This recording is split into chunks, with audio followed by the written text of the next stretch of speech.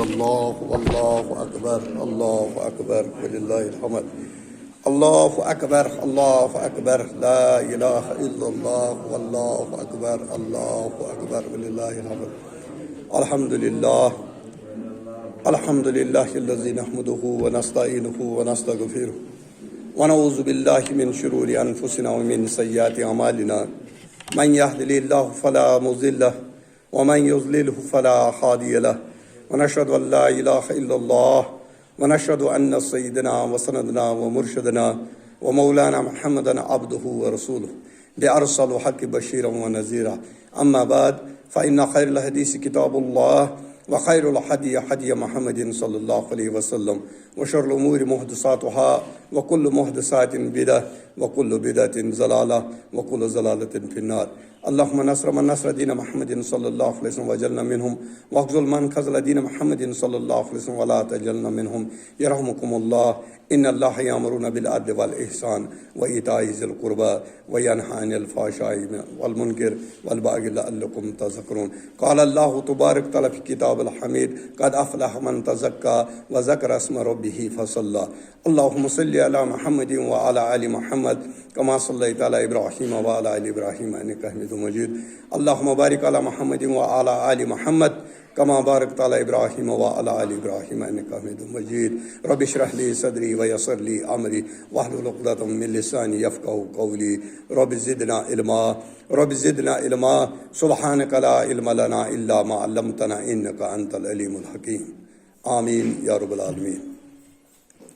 حمد و ثنا، تعریف، تسبیحات و تحمیدات مالک کل خالق کائنات وحدہ لا شریک رب کے لیے. درود و سلام ہوں کائنات کے امام اعظم حضرت محمد رسول اللہ صلی اللہ علیہ وسلم کی ذات اقدس پر، جنہیں اللہ رب العزت نے رحمت بنا کر بھیجا اور قرآن کے اندر اعلان فرمایا وما ارسلناک الا رحمۃ للعالمین. اللہ رب العالمین اپنی رحمت میں جگہ دے صحابہ کرام کو، اولیاء کرام کو، علماء حق کو، جنہوں نے اس دین حق کو من ہم تک پہنچایا. آج ہم عید الفطر کے اجتماع میں اس مسجد حاضہ میں موجود اور شکرانے کی 2 رکعت ہم نے ادا کی. اللہ رب العالمین نے فرمایا قد افلح من تزکا، پاک ہو گیا وہ، کامیاب ہو گیا وہ آدمی جس نے اپنا نفس پاک کر لیا. قد افلح من تزکا وذکر اسم ربہ فصلی، اور اللہ کا ذکر کرو اور نماز پڑھو. اور سب سے بہترین ذکر جو ہے اللہ کا وہ نماز. تو نبی کائنات صلی اللہ علیہ وسلم نے فرمایا ہر قوم کے بڑے دن ہوتے ہیں جس میں وہ خوشیاں مناتے ہیں، اور ہماری امت کو جو 2 دن عطا ہوئے، عید الفطر اور عید الاضحیٰ، آپ اس میں خوشیاں مناؤ. اسی لیے اس دن کا، ان 2 دنوں کا روزہ رکھنا حرام ہے. اس دن روزہ نہیں رکھا جائے گا، نہ عید الفطر کے دن اور نہ عید الاضحیٰ کے دن.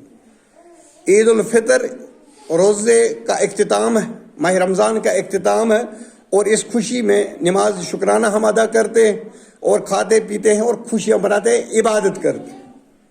عبادت کے حدود میں رہتے ہو، شریعت کے حدود میں رہتے ہوئے خوشی منانی.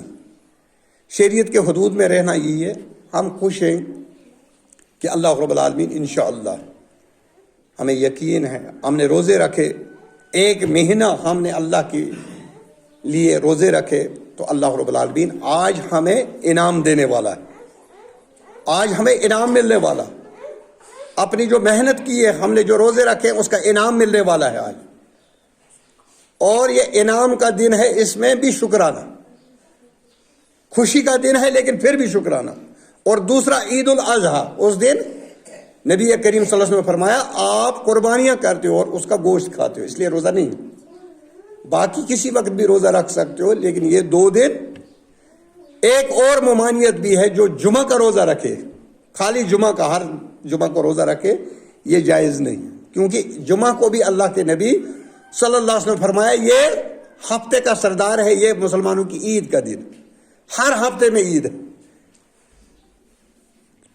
تو آج ہم اس اجتماع میں بیٹھے ہوئے، نبی کریم صلی اللہ علیہ وسلم نے فرمایا من صام رمضان ایماناً احتسابا غفر لہ ما تقدم من ذنب، جس نے روزے رکھے ایمان کی حالت میں، کیونکہ روزے کون رکھتا ہے؟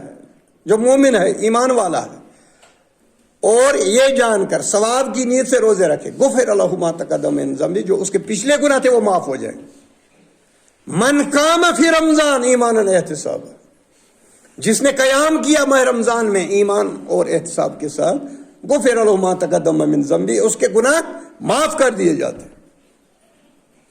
تو اللہ کے رسول صلی اللہ علیہ وسلم نے بار بار اپنی امت کو یہ دعوت دی کہ متقی بن جاؤ، پرہیزگار بن جاؤ، اللہ سے ڈرنے والے بن جاؤ۔ مبارک نام کا ایک آدمی تھا، وہ نوکری ڈھونڈ رہا تھا۔ تقویٰ کس کو کہتے؟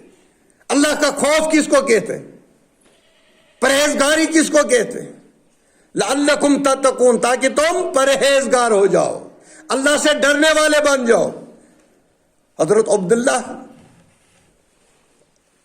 رحمۃ اللہ علیہ، ان کے والد تھے مبارک، یہ نوکری ڈھونڈتے ڈھونڈتے ایک باغ والے کے پاس چلا گیا، تو اس نے نوکر رکھ لیا، 2 سال ہو گئے۔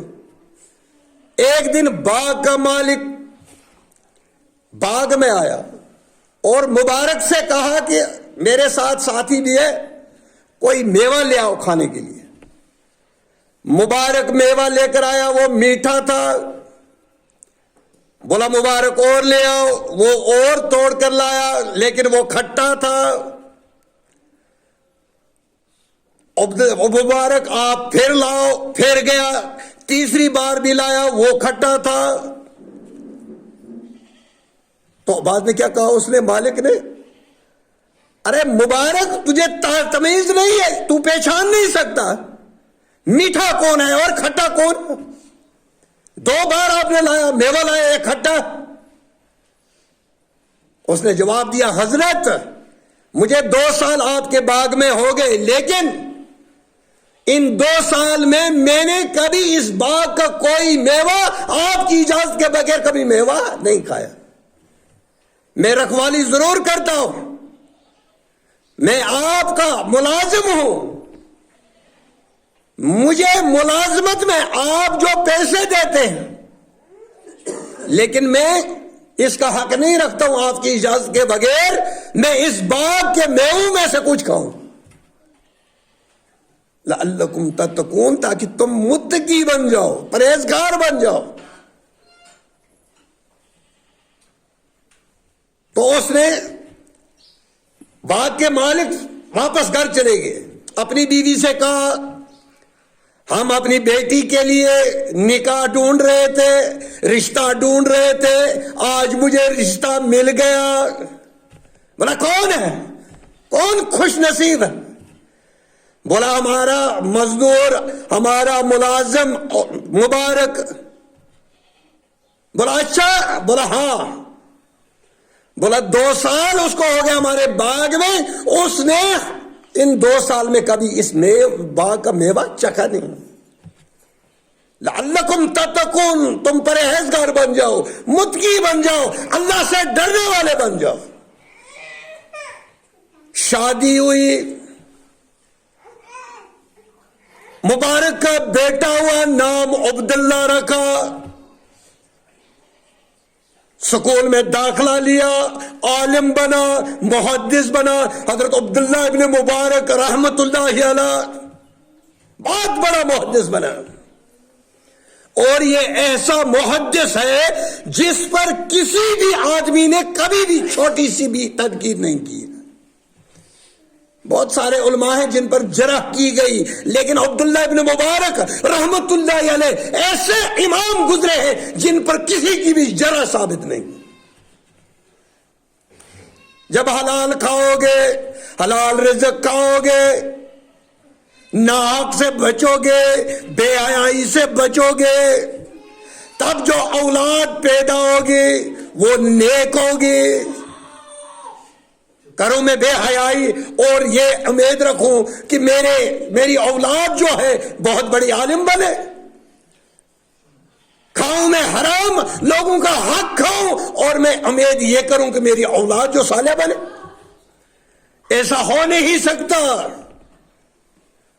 کہاں گئی وہ مائیں جو ایسے لالوں کو پیدا کرتی تھی، جن کی کوکھ سے ایسے نیک لوگ جنم لیتے تھے؟ محمد رسول اللہ صلی اللہ علیہ وسلم جو دین لے کر آئے وہ بالکل آسان ہے۔ ابھی میں صبح سن رہا تھا، عورتیں سلام پڑھتی ہیں، ہمیں کوئی اعتراض نہیں، عورتیں درود پڑھے، نبی پر سلام پڑھے، بار بار پڑھے، صبح پڑھے، شام پڑھے، گھر میں پڑھے، اٹھتے پڑھے، بیٹھتے پڑھے، کوئی اعتراض نہیں۔ لیکن مجھے بتاؤ، اپنی بیٹیوں کو مائک پر لوگوں کو اپنی بیٹیوں کی آواز سناتے ہو؟ مجھے بتاؤ، نبی کریم صلی اللہ علیہ وسلم ازواج مطہرات حضرت عائشہ صدیقہ رضی اللہ تعالیٰ عنہ کے بارے میں ایک روایت آئی ہے، وہ ایک بار قرآن پڑھ رہی تھی، نبی نے حجرے سے باہر سنا، واپس آئے اور حجرے کا سراغ بند کر دیے تاکہ ماں کی آواز باہر غیر نہ سن لے۔ ارے میرے مسلمان بھائی، تو نبی پر سلام پڑھ، بار بار پڑھ، عورتیں پڑھے، بچیاں پڑھے، لیکن کم سے کم اتنا لحاظ تو کر، اپنی بچیوں کی آواز غیر محروموں کے کانے مکانوں میں مت پہنچا۔ اتنی تو مریادہ رکھنی چاہیے نا۔ ہم اس کے خلاف نہیں، اسلام پڑھو، عورتیں پڑھے، بچے پڑھے، بوڑھے پڑھے، بزرگ پڑھے، جوان عورتیں پڑھے، شادی شدہ عورتیں پڑھے، کنواری عورتیں پڑھے، کوئی اعتراض نہیں، لیکن اپنی آواز کو اندر دوسرا غیر محروم نہیں سننا چاہیے۔ لیکن ہمارے معاشرے کا تو بیڑا گرک ہے۔ رسوئی میں بیٹھی ہے، بیٹی بیٹھی ہے، بہو بیٹھی ہے، ساس بیٹھی ہے، تائے کا منڈا آیا، مامے کا منڈا آیا، یہ غیر محروم ہے، یہ کیسے رسوئی میں داخل ہوتے ہیں؟ کوئی حیا ہی نہیں، کوئی پرواہ ہی نہیں، ہم نے سمجھا ہی نہیں، ہم نے نبی کی شریعت کو مذاق بنا لیا۔ مامے کا منڈا جو ہے وہ میرا بھائی، وہ غیر محروم ہے، اس کے ساتھ نکاح ہو سکتا ہے، اس سے پردے کرنے کا حکم ہے۔ اور غیر قوموں میں بابی اور دیور کا مذاق ہوتا تھا، لیکن ہمارا بھی بیٹا گرک، ایک آدمی اپنی بابی کے ساتھ مذاق کر سکتا ہے۔ نبی کریم صلی اللہ علیہ وسلم سے پوچھا گیا، یا رسول اللہ صلی اللہ علیہ وسلم، دیور اور بابی کے لیے کیا حکم ہے؟ نبی کائنات صلی اللہ علیہ وسلم نے فرمایا، دیور بابی کے لیے موت ہے، دیور بابی کے لیے موت ہے، اس سے مرنا اس کو بہتر ہے، اس سے پردہ کرنا ہے۔ ہم نے شریعت کا مذاق بنایا، نعوذ باللہ من ذالک، ہم نے شریعت کا جنازہ نکال دی۔ پھر ہم کہتے ہیں ہماری دعائیں قبول کیوں نہیں ہوتی؟ ہم روتے ہیں، پٹتے، نبی کی سنتوں کے ساتھ مذاق ہو رہا ہے۔ آپ لوگوں نے چاند دیکھا کل؟